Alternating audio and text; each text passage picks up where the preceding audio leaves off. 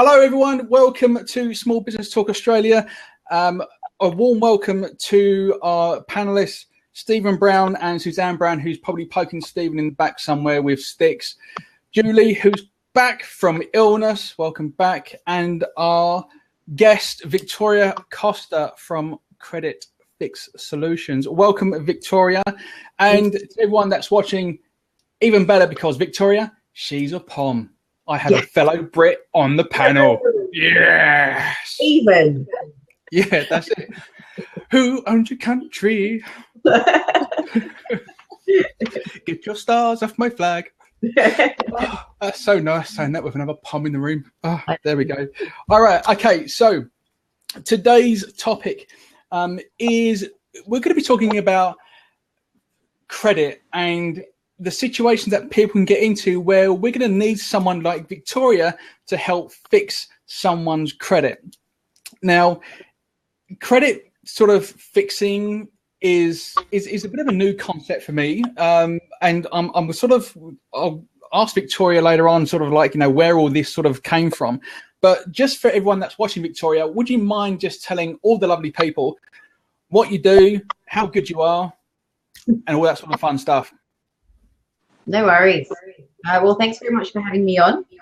I've been doing credit repair for 4 years now and running Credit Fix Solutions for 2.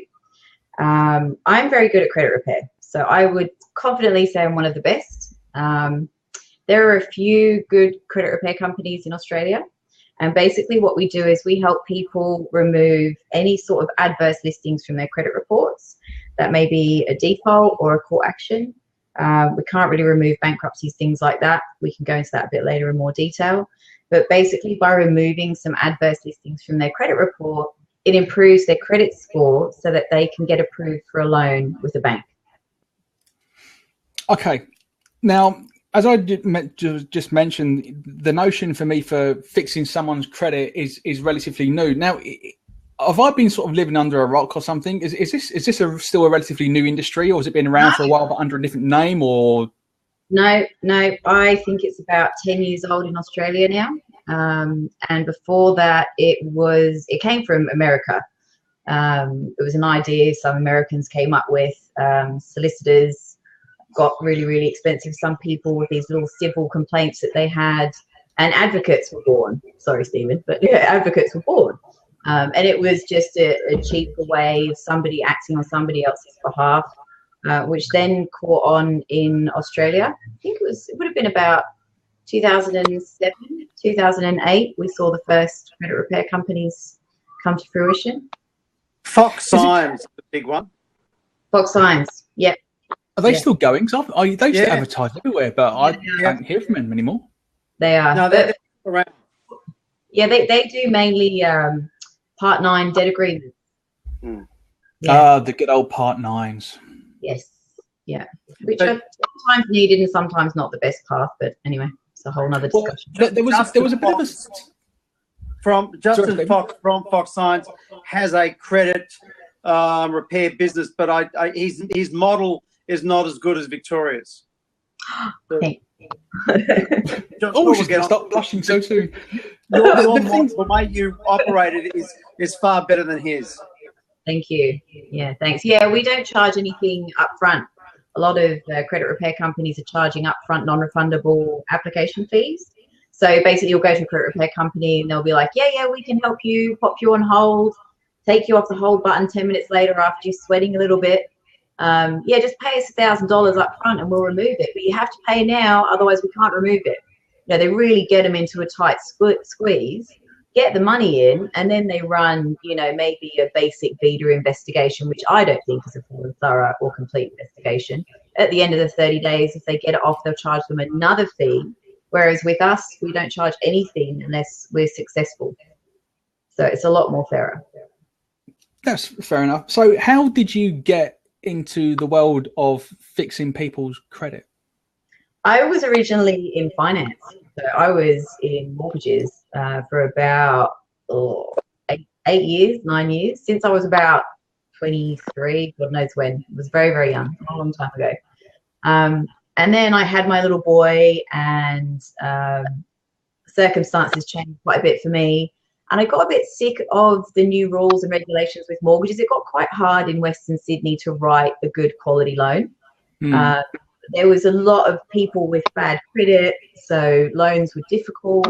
A lot of, people weren't really going to mortgage brokers so much. There was less trust for them. The industry was being re-regulated. This is sort of like 2007, 2008.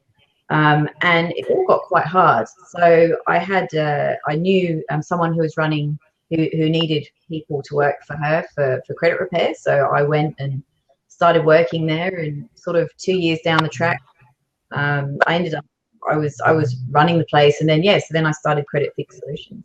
Right. So, me being the nasty little debt collector, I've never really come across that sort of situation where people's credit needs to be fixed. I mean, I personally was brought up with being a Londoner. Remember my old man saying to me, "If you can't afford it, you don't get it." Right. Now, obviously, different people, different strokes, all that sort of stuff. How do people get into a situation where they need someone like you? You look at today's ease of getting credit. I don't know what the statistics are, but I know that I get credit card applications in the mail every 5 minutes. I could probably have about 5 credit cards right now if I just signed on the dotted line and handed them in. But I bet you couldn't do that for your business, though. No. Not given the field I'm in. I stay away from them. Look, it's just really, really easy to get yourself into debt these days. The servicing calculators with things, banks can give you a lot more than what you can really afford.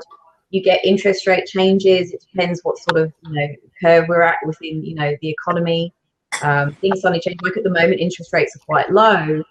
A lot of people have really, really stretched themselves to get big loans and get into properties and all the rest of it because the property market looks great. But give it a year and interest rates go up again. Some of those people will be in a position where they won't be able to afford the repayments. We've already got the situation where we've got the big 4 banks that have already increased their interest rates. Yeah. Outside the RBA's recommendations, which is, it's going to be, I mean, for me, that's going to be an interesting time because you're absolutely right, Victoria. People have sort of, because they see these low interest rates, they tend to get, bite off more than they can chew. So when the economy starts to go a little bit squiffy, for me, that's when I'm busiest because then people are saying, well, I need my money, I need to get paid. And, unfortunately, I do make money out of people's misery. That's just the way of things. And I'm not afraid to admit that. But but when you go and do your credit repair, you're fixing people's credits. Is there also an education that you give them as well, or? Yeah, well, I think the fees they get charged is education enough. I think once you ding dong credit repaired, it's not often that you come back. Although we do have a couple of repeat offenders. I've got one lady. She's so funny. Obviously, not to disclose names. So funny. She rang me up for about the 4th time to get her credit repaired, and she said, "You don't have a frequent flyer program, do you?" I was like, "What are you doing?" It's not cheap. It's $1,000 per removal. And we're at the cheaper end of the scale. Yeah. It's not so to say, but it's an interesting comment that you make there, that you've got your regular customers, so to speak, in inverted commas, because you would have thought people come along, they see Victoria, you fix their problems, they go away. But the fact that you've got someone that is repeatedly seeing you, I mean, that to me raises alarm bells, and not in a good way. Yeah, sure. And I think some people just, have too many properties and aren't organised. It's a lot of property investors and business people, I find. They have suppliers, they miss a bill. It just happens, they get action rights against them, and then, oh crap, I have to get, all rates got missed on an investment property. It's actually easily done, very easily done. So not so much people. A lot of people who get caught are very mathematically based. They're the sort of people who say 1 and 1 is 2, and therefore, okay, if I can get this loan and if I can get the tenant, and the tenant always pays, and I maintain my job, I will be able to borrow at the maximum. And whilst all that works, as soon as one of those things do not happen, because we live in a deterministic world as opposed to a simultaneous equation world, you then need Victoria Services. So a lot, they just go to the max and they don't have any room for being wrong or for not being able to rent a property for 4 weeks as opposed to being rented permanently. Yeah, and the amount of people I speak to who live week by week, you know, even I've got friends that do it. You know, there's no buffer. But do you think that's that? And I'm not really sure how I'm going to word this properly without offending people. But do you think this is more about people not being educated enough, and there's that expectation of, well, next door has it or my friend has it, therefore I must have it? Yeah, well, I mean, look at the sort of society we live in, you know, where you know, you've got to have a flash car, you've got to have a house with a pool, you've got to be seen to be wearing the latest things. I mean, it's very materialistic. And you've also got businesses that are actually spruiking of how you can borrow and restructure. So there's a whole line of mortgage brokers who have, they get their work by saying, look, I'll tell you how to structure your finances so you can leverage off your home, then leverage off the next property. And they push these people to the maximum. Yeah. And as we had some of our clients got caught by someone recently, and they did all these deals in Brisbane, and then the interest rates were quite high, so they decided, because they weren't getting tenants at the rate they thought they would get, they were getting pressured, so they decided to try to refinance, only to discover that the new refinancees value the properties at 30% less than what they paid for them 8 months ago. Ooh. Yeah, and it's going to be a huge problem coming into next year, massive problem. And I mean, yes, it's going to create a load more work for us, but unfortunately, we're going to be dealing with a lot of sad stories. But do you think specific to Sydney, to the Sydney market, Victoria, or do you think that's Australia wide? No, I think it's definitely the Sydney market, to some extent. Queensland, Perth isn't affected. They're in a completely different economic. They're at the bottom of the cycle. Yeah, they're right at the bottom of their cycle. Yeah. Interesting stuff. So I know in my industry there are some areas that I won't touch with a barge pole, and I'm sure, Stephen, you're probably the same. There are some areas and legal areas that you probably wouldn't like to touch. What about you, Victoria? Are there areas that you won't really touch, or are you sort of like, nope, I'll take it all on? The only time I'll say no, and just in general terms of, you know, do you have a default or a court action, for example, we won't talk about people who come to me and may be in a position where they need to go bankrupt or something like that. Obviously, I refer those people on to somewhere, you know, where they obviously get legal advice from Stephen or something like that, you know. But where it's purely just a default type situation, if that person says to me, when I ask them, you know, what happened leading up to the time of the default, if they just say to me, oh, well, I got a credit card and went on holiday and then chopped it up and chucked it in the bin, I'm not going to help them. Right.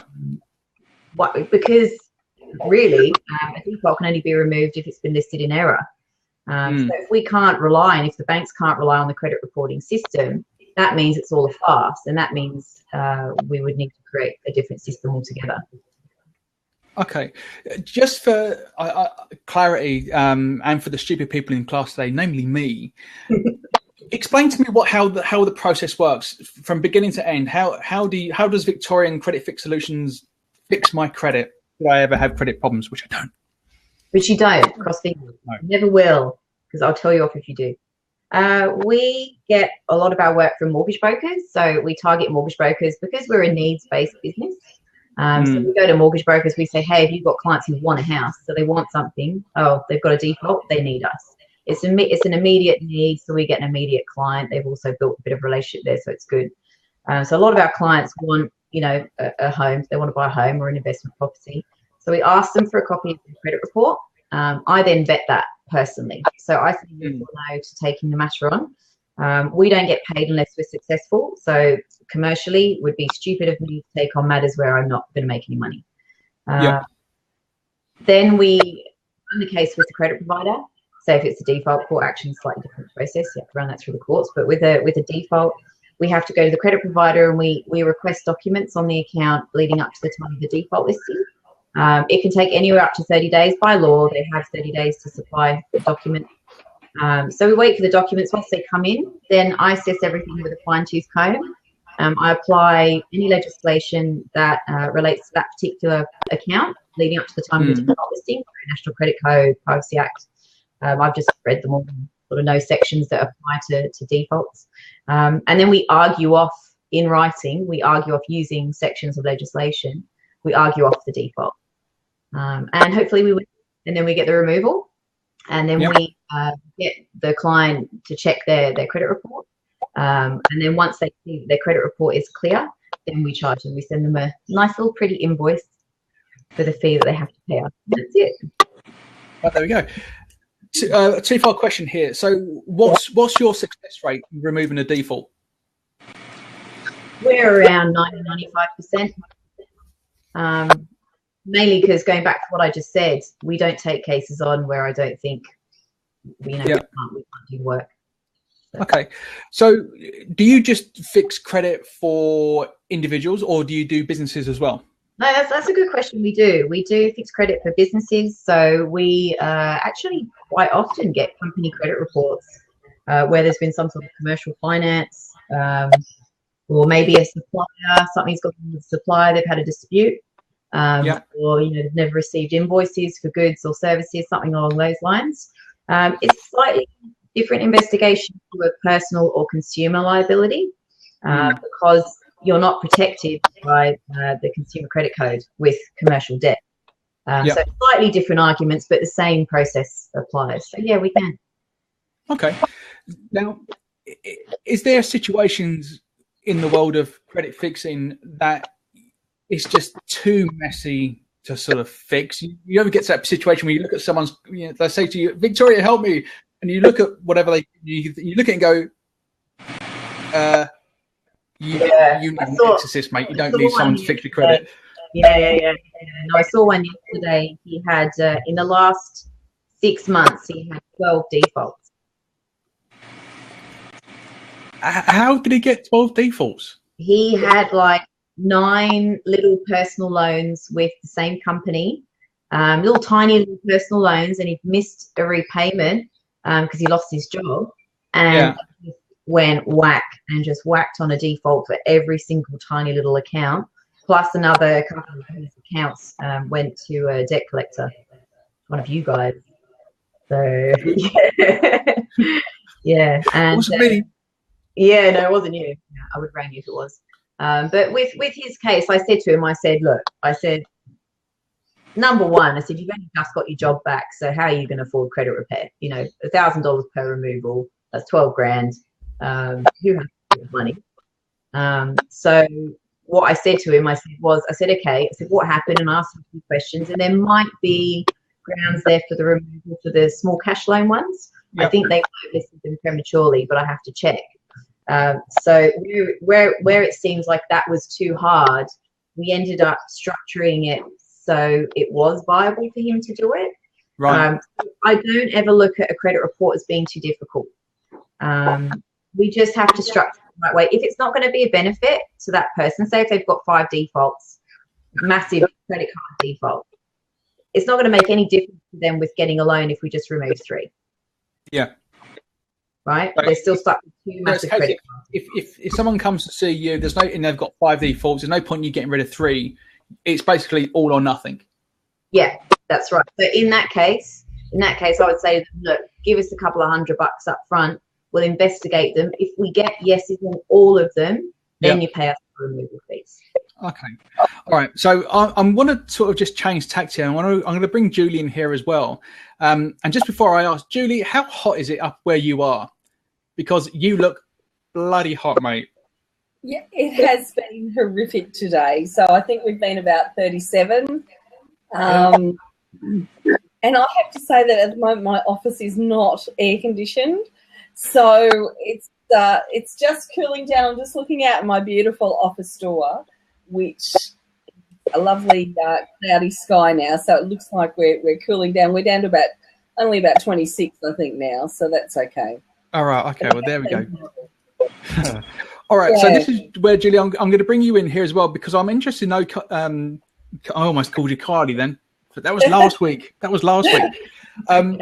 How do you, Victoria Costa, how do you market your business? How do you get the name of Credit Fix Solutions out there? Now, I'm going to slightly answer that because I know you're also a user of LinkedIn as well. We always like a bit of LinkedIn. But what's your marketing? Who do you normally market out to? What are your avenues? I network. So I started this business with no money. I quit my job because I was unhappy and never seeing my son. So I literally just started it on a wing and a prayer, and I was going back to uni to do something completely different in audio engineering. Literally my business started with through word of mouth. I started with 10 mortgage brokers in Parramatta, and in 3 months that had turned into 70. And then we got a gig with an aggregator group, and within 6-9 months we had about 1,000 mortgage brokers referring. Wow. So yeah, just through word of mouth. Right. So so you've got 1,000 mortgage brokers that basically come to you and say, Victoria, help my client out. Yep. Okay. Yep.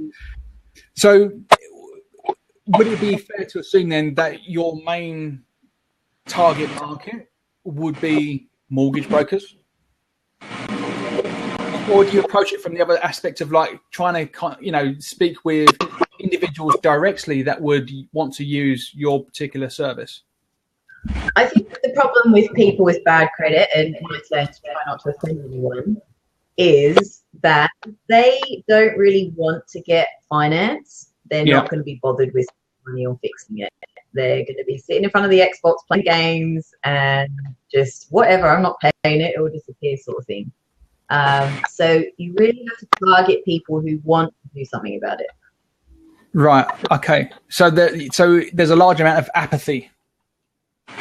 Yeah. So I go for mortgage brokers. Look, we do a lot of social media. I do currently Facebook, Instagram, Twitter.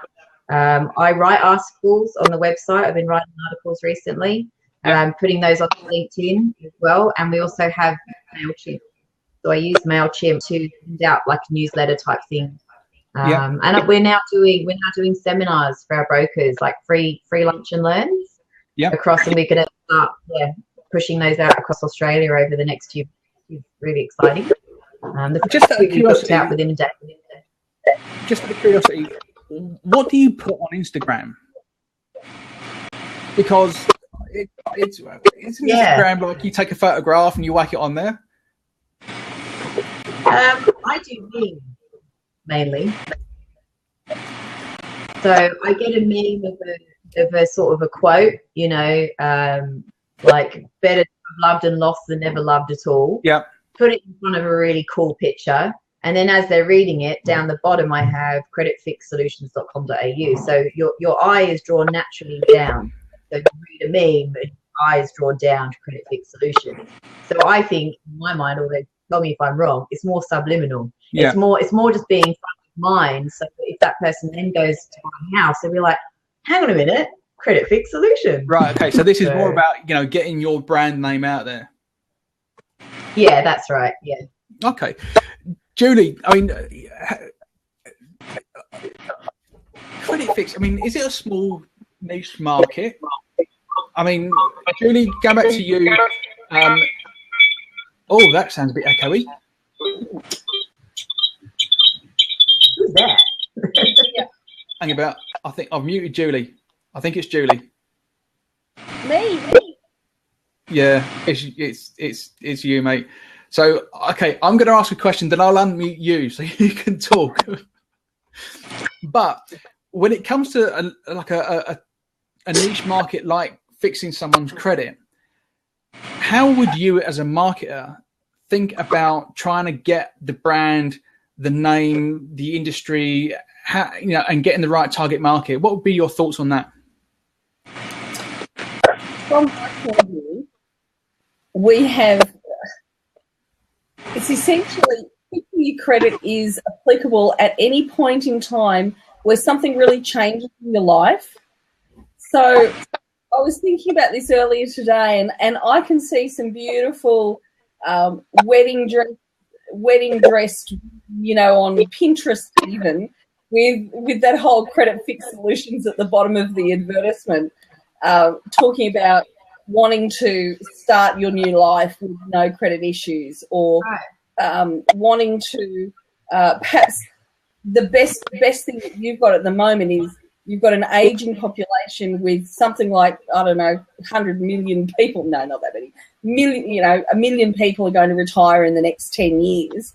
And those million people, there's probably a good percentage of them currently still don't own their own home because they can afford to rent something beautiful wherever they want to be. But if they have to go onto the pension, they're looking at a $400 a week maximum, say, pension payment with a $300 rental bill. If they're doing it partially because they've created a poor credit history, they're not going to be able to afford to eat when they retire in 10 years. So anything that's creating that trigger for a change in their life is going to create a trigger for a credit fix solution. Even you've got that new target market of, say, the late 20-somethings, mid 30-somethings that have got a credit problem. With all the new technology, it's not about buying a house. It's about being embarrassed that you're still carrying an iPhone 3 because Apple can't sell you something online and get it out to your place because you have a poor credit history. So all of those sorts of things. So it's about embarrassment of being able to keep up with the Joneses. And it's a bit like, yes, that might have been the problem of why you got there in the first place, but it's also a reason to go out there and try and fix it so that you can keep going. Even things such as, I just noticed with people with a poor car, you know, a yucky old dodgy car, they'll get into that cycle because if they have a credit issue at some point in their youth, they might still be stuck buying cars from these dodgy second-hand car salesmen on the corner of the road, getting finance at 100% more than anywhere else because that's all they can get. And that's going to take them through for the next 40 years unless they fix it. So, again, you're tapping into the lifestyle that you're portraying to the world. And are you happy to stay with that? The embarrassment factor. And I think there's lots of opportunities that we could get into between that youth group or the younger part of the market looking at getting out of embarrassment to the mortgage people that you're already targeting and focusing on really well. And then you've then got the retirees going into, do they want to spend their life in a basically a caravan without wheels for the rest of their life, paying out whatever. Julie, I love you. Marketing via embarrassment. It's surprising how much of it is done that way. Genius. It's really I like how you've divided it up into age groups, because in my mind that gives me clear segments to work with. I had to do it. And it hopefully give you a method of the channel that you can use to talk to them best too. Yeah, I mean, just going on back to the embarrassment factor. I mean, as soon as you said that, I'm thinking, oh my God, I could do that for my business. It's just nothing you never would have thought about. Do you think, you know, use embarrassment to like help market your business? Like, but it's not until someone says it, it's like, actually, that's a bloody good idea. So there we go. So you could do embarrassment, couldn't you? Or like you said, implement that thought in their head of something new, like the wedding dress or the new car. You know, having that picture of a sparkly Mercedes or a mansion, you know, and then using different types of media to get that across to each group. Something tangible that, you know, they can aspire to or to achieve, you know, and they're only going to be doing that via using Victoria's services. because they need her to fix the problem so they can aspire to get to these, Mercedes or, the nice chateau in the south of France. One other thing I thought of was, all these sites like, now, dare I say it, like Tinder or dating sites, they get a really great opening for those you're leaving one relationship, wanting to start a new relationship. You really don't want to carry all of your issues that you had through the breakup or through just being single, the problems you might have had going along. All those get-together kind of dating sites would be brilliant to advertising, to try and say, right, you want to start anew. Why don't you get rid of your credit issues? You don't want to have to confess all these credit problems to your future, paramour. Why don't you sort out your problems before you get a new one? But there we go. Again, genius. So, Victoria, I'd love to know, and it's a bit of a crappy question, to be honest, because it's like that when you went to interviews with like HR people and be like, where do you see yourself in 5 years' time? Oh yeah, one of those questions. But I'm going to ask them anyway. I'm not going to say where you're going to be in 5 years' time, but I'm be interested to know now, because I've known you probably for a couple of years now, but I still don't know what are the best things about your business. What are the things that really sort of like give you the fizz when you do something for one of your customers? The thing is definitely when you get that removal and the relief that comes off their shoulders, that they can go and buy their home. Because I do people who they've lost, children have passed away, they've lost a partner through illness, they've gone through awful divorces. Men or women are both left with, what we call STDs, sexually transmitted debt. And you get to know these people, over 2 months, you build a little sort of rapport with them, and then you sort of like let them go free into the wild, and, they start again. So I love that. Yeah, I love that, and I love fighting with people. So I love the fact that I get to argue for them, and I get to advocate for them. I love that. I'm not one to yell and scream down the phone. I don't advocate that way. I'm very sort of like a soft approach. But I'll fight for people, definitely, and I love that. I'm passionate about that. And in 5 years' time, I want this company to be around after I retire.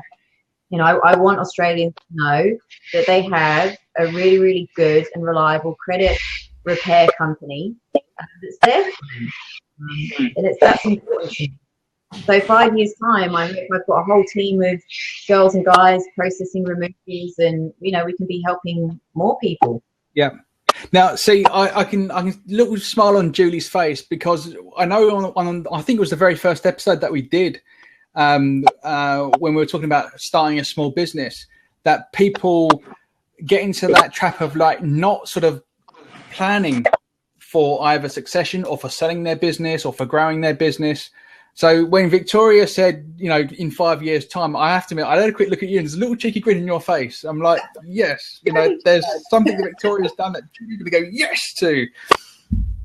So, but on the flip side to that, what are the things that you don't like? We've all got it. We all hate things about our bloody businesses. What are yours? Things I don't like. I don't like being on hold for credit providers anymore. So I employ people to be on hold to credit providers. I don't do that anymore. I hate doing it. If my staff are away sick, I kind of inwardly shudder at the thought that I'm going to have to sit there for most of my day listening to God knows what music, with ANZ Bank and CBA and all the rest of it. And then you get passed around from department to department. I mean, people think that it's easier for us just because we're good at it. It's not sometimes. We're dealing with massive institutions. We get passed around. Sometimes we're in India. Sometimes we're in the Philippines. Yeah. You don't know. So that's there's only so many times that I can listen to Wing Beneath Your Wings before you tend to go, I want to go a little bit postal. But there we go. Yeah. So, Stephen, I'm going to change this now. I'm going to bring Stephen in here, because I'm interested to know, Stephen, from a legal standpoint, what do you think the immediate sort of legal issues that someone like Victoria would face? With Victoria's model, I don't really see any major issues. You might, sorry, mate, you might just need to go back a bit because I had you muted. Sorry. You had me muted. Yeah. With Victoria's model of her only being paid on success, then I don't see many issues because you're not holding out that there will be a result, taking money and then not getting the result.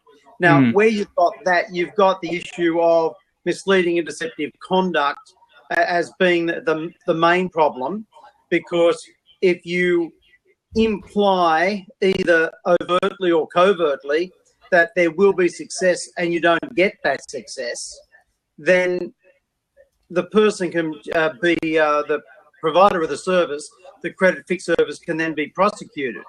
And the money that they've been paid can be clawed back.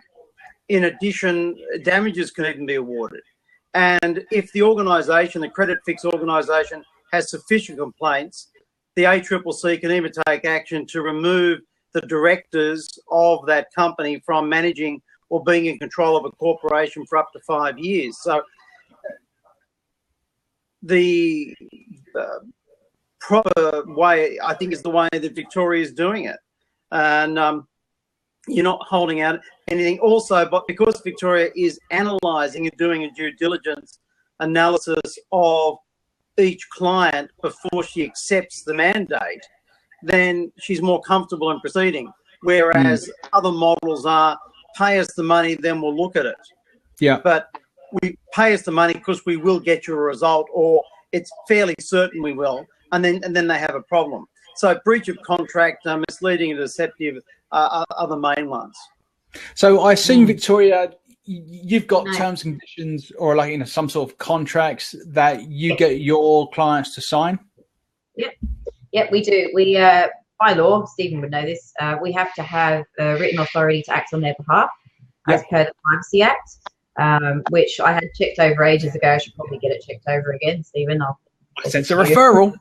Referral. Which is standard Privacy Act, but you need to have that, and we tell people until you sign that, we can't act on your behalf legally. Obviously, we put conditions within that Privacy Act agreement that we're going to be viewing the credit report, we're going to be speaking to the credit provider, and we're going to be trying to amend any information. I'm hoping that I'm covered. I'm sure I am covered with that. And then the fee mandate is obviously they pay us our fee once we're successful. Failure to pay will or can incur a court action against them, which is in writing on the fee mandate. Ironic that you could fix their credit and then default them again. Yeah. So I've only had to do it twice. To be fair, I mean, it's like someone not paying me to collect their money. It's like you don't bite the hand that feeds you. It's a bit stupid. People do, though. Yeah. I am dealing with people with bad credit, right? No offense to anyone with bad credit. Yeah. But I do have to be quite tough. The amount of times I've got clients and I fix their credit, and then 2 weeks later, I haven't even been paid.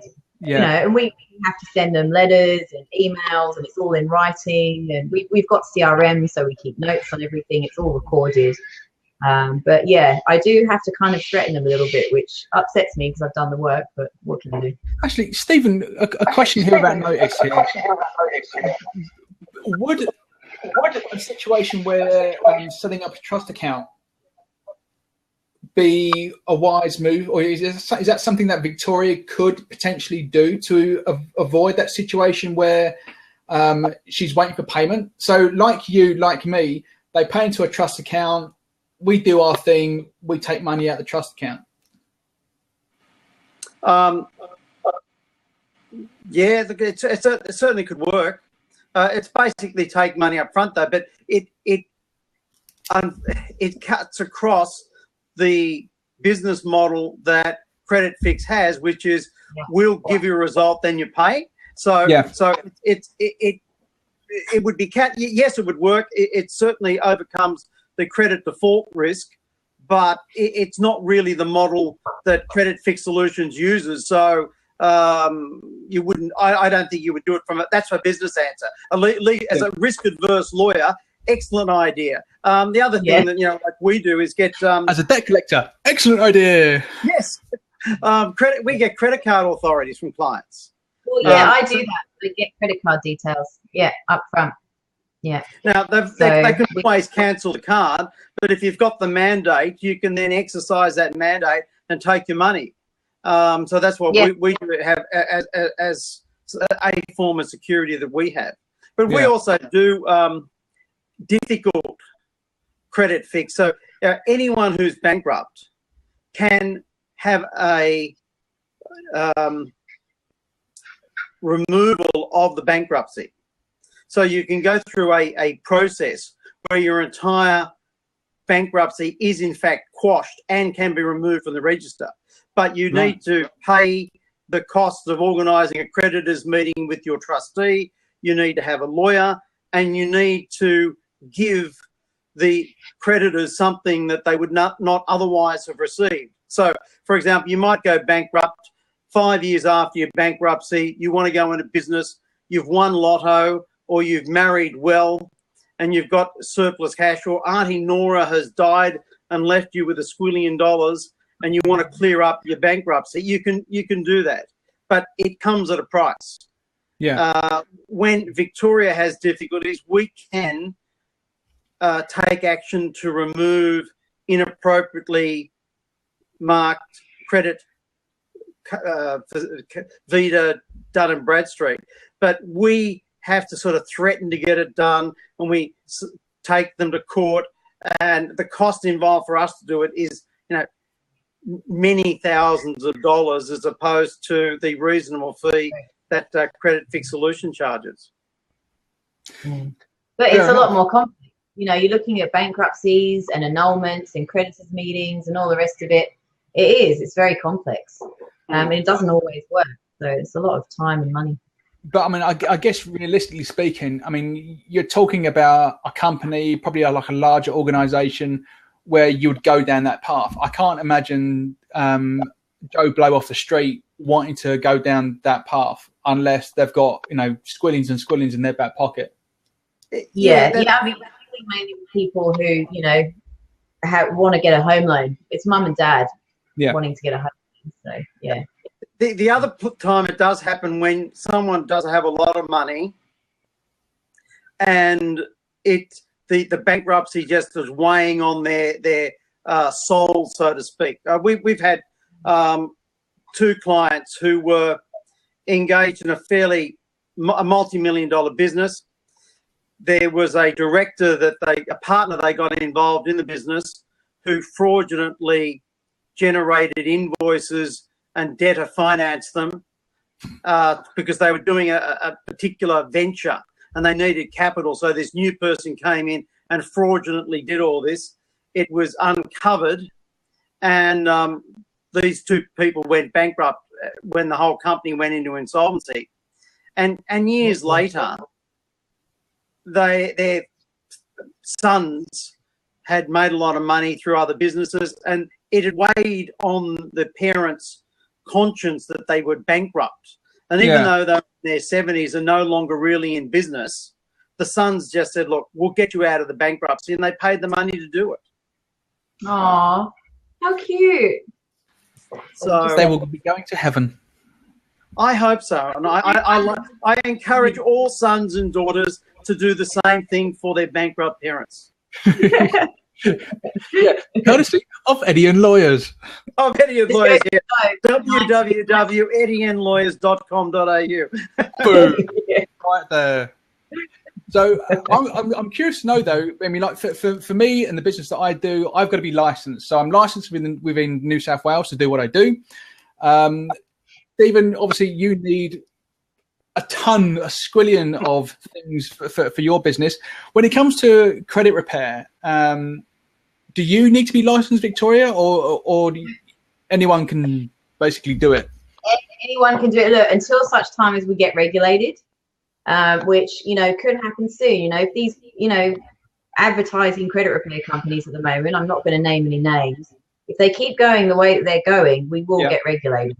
because there's going to come a time where there's going to be so many complaints, and I'm pushing to get out there that there's no win, no fee credit repair as much as I can, given the budget that I'm on, and the growth of the business. But if they don't stop what they're doing soon, we will get regulated, and maybe that's a good thing because I'll be the only one left in the industry. So the other thing, if the regulators are actually smart before they go into regulation, because they're trying to remove regulation in general, is the ACCC suggests use misleading, deceptive, and unconscionable conduct, and take the inappropriate operators out of the market without impacting everyone else. Yeah. I've had discussions recently with people in powerful positions within large organizations, non-conforming lenders and aggregator groups, and we're all tarred with the same brush. I go into these meetings and I'm fighting to add our services to their brokers and having to really prove that we're worthy of their time because of the reputation that some people are giving credit repair, and they're charging exorbitant fees. I mean, I've pretended to be a client and rang a couple of these places, and they want like $1,000 to $2,000 up front before they even do any work. And I listen to the spiel that they give on the phone. I should probably record it and then send it to Channel 9 or whatever. But I know that I'll just throw that in. Hey. Well, but a lot of the credit repair people are probably recording it anyway. Yeah. So right. Okay. So you wouldn't have that problem, James. Oh well, thrown in allegedly, it'd be fine. If in doubt, allegedly. So, I think there's quite a lot of industries, mine included, that I think is over-regulated. I think if you have an industry that isn't regulated, I think there has to be an element of regulation there because, like I said, it does weed out the shonky people and it does leave, the good, the decent behind. But it's a bit of a double-edged sword because once you've got bureaucrats sticking their claws into it, then it's never a happy medium. It's always too much to the left, too much to the right. It's never done with a common sense approach. So, I hope for if it does get regulated, your industry, Victoria, I hope someone uses a bit of common sense. It'd be nice for a change, wouldn't it? So I think we've already answered these questions previously, but from a payment model perspective, what Victoria has at the moment is pretty much the best that there is for that particular industry. The no win, no fee. If we don't do it, you don't pay us. Yeah. Well, there we go, ladies and gentlemen. If you're watching this everywhere, no win, no fee. Pretty big solution. There we go. Now, and again, from a lawyer's perspective, if someone goes down the bankruptcy route, then, you could then get involved. And if the bankruptcy's wrong or there's other issues for larger, bigger corporations, that's where someone like you can get involved and then take it on from that side of things. That's right. That's right. And look, bankruptcy is not meant to be a punishment to someone. The theory behind bankruptcy is that when someone has got themselves into debt to such a level that they can never get out of it in their lifetime, the law has evolved such that it's supposed to be a respite whereby a line is drawn in the sand, all your debts from a particular point and all your assets from that particular point go into that pot. But going forward, it's all new. You wipe the whiteboard clean and you just move forward. And it can be very useful for some clients. And then, as I say, you can then have the annulments later on if you do make money to get out of it. Yeah, it's useful for some clients, but it's irritating as all buggery for me. Yeah. What do you get out of it? Exactly. Well, when for me, if I'm I have a couple of clients that I was chasing money for, and they were a solar company. And literally they got wind of that they hadn't paid their money. So guess what? Went into declared bankruptcy. And then 48 hours later, went to ASIC, got another ABN, and then started trading again. Yep. So it's I mean, it is useful if done right, but like anything else, it can be abused quite a lot. Now, Victoria, question for you without notice. Can you explain the difference between a Part 9 and bankruptcy? Probably Stephen's better at this than me, but my sort of commoner's terminology for it is that a Part 9 is a payment arrangement. It's still a form of bankruptcy. So it's still listed on your credit report as a bankruptcy, but it's called a Part 9. You may have heard ads on TV like, do you want the phone to stop ringing? We can get you into a payment arrangement. They're actually not doing a payment arrangement. They're doing Part 9. Yep. It's bankruptcy for all intents and purposes. 10 is where you just like fully bankrupt, creditors meeting, they might get money, they might not. Part 9, you're saying, look, I agree to go into a payment arrangement and pay you guys off. I just need to do that over a long-term period. The reason why I asked you that question and not Stephen was because, as you just mentioned, it goes onto their credit report. So if you see someone, if someone says to you, Victoria, can you come and help me? If you see a Part 9 on their credit history, is that one of the cases where you look at it and go, no? Or I can't help them. I don't believe you can remove that. Is it with a Section 79, the annulment? Can you do that on a Part 9, or no? Only on a Part? I've never looked at any. We don't really do many Part 9s because Part 9s are really for people when they've got a limited amount of debt, and it's generally for people who've gotten to debt because they've overextended on their credit. A lot of people get into debt because they've gambled, and then they've used credit to pay their other bills, and it's so they can get out of those sort of difficulties. And they're generally not people that have ever been in business. Most of them, they're more wage earners who do Part 9s. Yeah. So it's not something that we come across. Yeah, and the ones that we come across have most of the time been sucked in by these, companies offering payment arrangements, and they have no idea that there's bankruptcy listings going on their credit report, and they ring us in tears, kind of going, now I'm stuck for 7 years.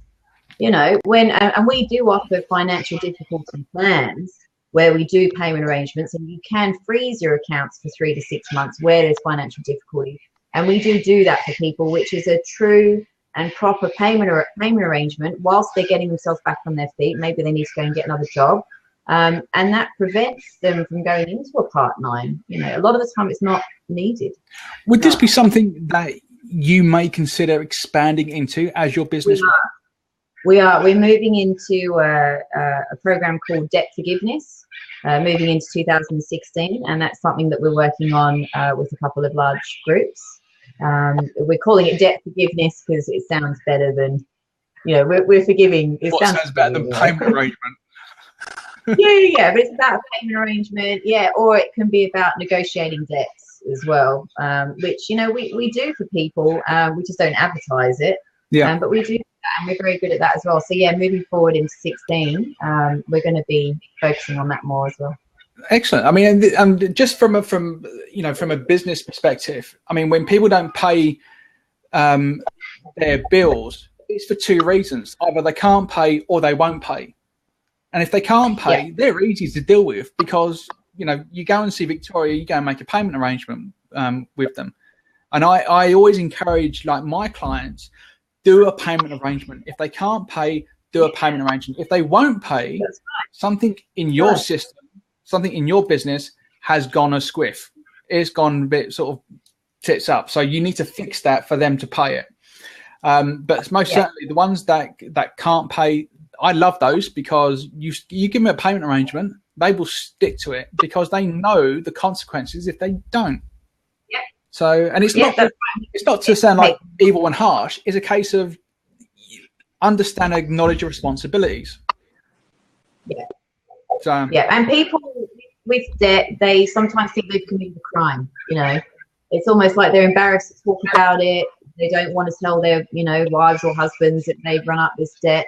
They're embarrassed about it. They're ashamed, like you were talking about earlier, Julie. So they don't ring the credit providers. So I always tell people that even if you don't come on board with us, just keep in touch with the banks. Just let them know that you're having problems. Yeah. And we put blogs out on our website about things like that too. So. Okay. I'm curious to know as well, because, you know, I'm a bit of a LinkedIn nutter. Now, I see your posts on LinkedIn. So I'm curious to know, how has LinkedIn worked for you? Do you get any traction out of LinkedIn? Amazing. It's amazing. It's building my network faster than I thought was possible. Put it that way. Yeah. I mean, it is you have to make the effort with it. Absolutely. You know, you've got to write the articles. You've got to come up with the topics, which is easy because you just go on one of those headline generators and it spews out 1,000 headlines and you just sit there and write away and get it all out your head. But you still got to make the effort and write it, put it on there. I use buffer.com, which sends out posts automatically. So I work out what I want to send out every week and I look at my calendar. It might be Valentine's Day, so we do a Valentine's Day thing and I can schedule them all in. So I sit there once every 3 months and I schedule posts to go out. Anything random happens, I go in there myself every day and I'm handling my social media accounts. Yep. And then we're using it also to send invitations for meetings one-on-ones with mortgage brokers, which we're getting, you know, 4 out of 10 saying, yes, we keep it all in a spreadsheet and all the rest of it so we can keep numbers, see who I've met with. But, the use of LinkedIn has been incredible in business. Julie, what other mediums do you think would be good for Victoria to use to sort of get her brand out there? Apart from social media. Apart from social media. Oh, I love the fact that Victoria is a networker, and I think that something as personal as credit is driven by relationships, so that I think that the networking aspect is a huge plus. Any kind of the sorts of PR that can put Victoria's personality out there will encourage people to want to deal with her. It's not a faceless kind of role. I'm thinking back at one point I was heavily involved with a national telco collections group, and in their situation they were trying to collect huge numbers of clients, small amounts of money. From that perspective, they could live with an impersonal relationship. From trying to get out of the hole as an individual, trying to get away from, or as a business owner, going to try and change that perception that's out in the credit marketplace that they're no longer worthy. It's very much a networking tool. So, like, networking tools work really well. PR, putting out there that the security and risk-freeness, for want of a better concept. I will say I love the way that Victoria runs that no solution, no fee. I will put it out there, Victoria, that it concerns me a little that perhaps it would be worthwhile putting out yourself a little even more from the point of view that there are some negative connotations with the legal profession of the no win, no fee ambulance cases. So it would be really worthwhile from your perspective, depending on your channel, exactly, however you can get it out there to say the reason that there is no fee, if I don't find it for you, is that I will advise you that I won't take it on if I can't see it being a legal, safe, good and worthwhile exercise. Somehow explaining to people en masse would be worthwhile. So loving things like Instagram, Pinterest with comic kind of, you know, the I don't know who you could think of, any kind of comic style where you've got a dialogue going on, you know, along the lines of, what do you mean that you won't take on my case? I'm, you know, just because I borrowed all the money on the Titanic and you think that it's going to be an issue, you know, something like that. Things that you can show to people that why you're different to the ambulance chasers. I love that, and I couldn't agree with you more. That, you know, there is some of like, it's like, oh, why are you so cheap? You know, you're putting yourself in the cheap. Yeah, we recently changed our slogan to number one trusted authority in credit repair. Yeah, and that's what we're putting people. Yeah, so I saw you on chart. I really like that. Thanks. Yeah, thanks. So, and I would like to maybe, you know, keep writing next year and maybe put a book together and do more seminar type work. Yeah. But I love the comic idea. That's great. Already I've got this like vision of in my head of like, you know, this person with like, you know, the big sort of pimp coat, the Mercedes, the big house. Just like, why can't I have that? Just Victoria just holding up a flag like, that's the reason why. Yeah, I mean, I love that. All right, okay. So we are almost out of time. Victoria, are there any questions that you would like to ask Julie, for instance, or Stephen? What do you think of, Julie, question for you. What do you think of Source Bottle? Because I recently joined. I actually really like it. Source Bottle is a, for those who haven't come across it yet, it's Source as in SOURCE bottle, and it's where journalists and bloggers go to get experts in certain industries to help them with their PR that they're doing or their media. So I love Source Bottle. I've done a few things through it. You don't actually get paid for 99.9% of things that are on it, but it gives you an opportunity to get your name out there and to talk to people. It very much depends on what you decide to. What you decide to take on. So you'll have, most of the time, you'll see every day you get 8 or 10 potential media connections. I certainly think it's a real positive, because even if you're not the perfect fit, every time that you're connecting with those people, you're putting it out there that you're willing to talk to people and to learn about them so they can learn about you. I have to admit, I've done Source Bottle too, and I've got a couple of good little bites of the cherry out of that. Another good site, actually, on the sort of similar lines as Source Bottle, is a website called Haro, HARO.com. That's mainly more American than anything. But again, you can get like an email digest of the things that people are looking for. And, you know, every probably couple of months, I'll see something on there about credit or debt. So that might be something else that you might want to have a look at. Okay. Yeah, thanks. Yeah, it's more about getting a presence out there, I think, and just being known as trusted. I think in credit repair, it's such an untrusted niche. I just want to put myself in the trusted authority. And if that means a new concept. Sorry? It's still quite a new concept for a lot of people. You'd probably find that I'd say with 70% of the man in the street not be entirely sure what you do. And so we probably have that perception to get over first, that they don't know what they don't know. They probably don't know that there is somebody out there that can help them. Yeah. Absolutely right. So, thank you. So there we go. All right. Okay. I think we're going to end it there because it's been well over an hour and I don't want to keep you up for your drinking session any longer, Victoria. Okay. All right. Okay. So next week, we're going to have Peter Watson, who is a business facilitator, as our guest. So we'll organise that for next week. When next week, I don't know. It could be next Wednesday, it could be next Friday, it could be next Sunday. It's whenever we can all get ourselves together and actually work this blab thing without sort of falling over. But until then, Victoria, thank you ever so much, mate, for coming along. I hope you enjoyed it. And I will see you next week. Lovely people, I will see you next week as well. And Suzanne, stop poking Stephen with sticks. And